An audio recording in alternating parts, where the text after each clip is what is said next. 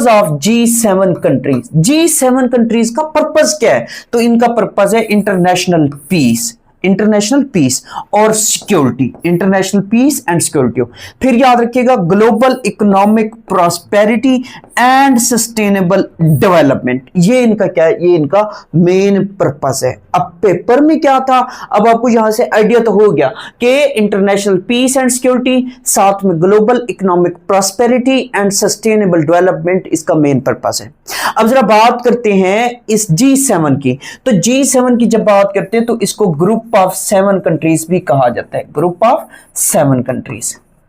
अब फिर क्वेश्चन क्या बनता है? क्वेश्चन ये बनता है कि ग्रुप ऑफ 7 कंट्रीज में कौन से 7 मुल्क हैं, कौन से 7 मुल्क हैं? तो यहां पे आपने याद रखना है एक वर्ड जो याद कर लो, जूस। जूस वर्ड याद कर लो। जूस आप क्या कर रहे हो? अपने एक गुड फ्रेंड के साथ पी रहे हो, या गर्लफ्रेंड समझ लो।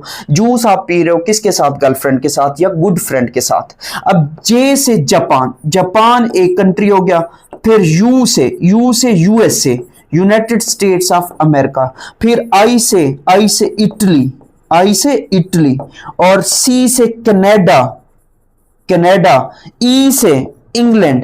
अब यहां पे इंग्लैंड के साथ आप क्या याद कर लो, कभी कभार वो इंग्लैंड पेपर में देते हैं, कभी कभार वो क्या देते हैं, वो यूनाइटेड किंगडम दे देते हैं। तो ये भी आपको याद होना चाहिए।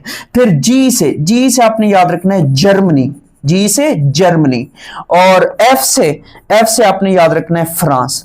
तो ये 7 मुल्क मिलके क्या कहलाते हैं? ये 7 मुल्क मिलके ग्रुप ऑफ 7 कंट्रीज कहलाते हैं। अब ग्रुप ऑफ 7 कंट्रीज की जो लेटेस्ट मीटिंग है 2025 की, जो समिट है, वो कहां हुई? वो अल्बर्टा में हुई। वो कहां हुई? वो अल्बर्टा में हुई। अल्बर्टा कहां है? कनाडा में हुई, कनाडा में।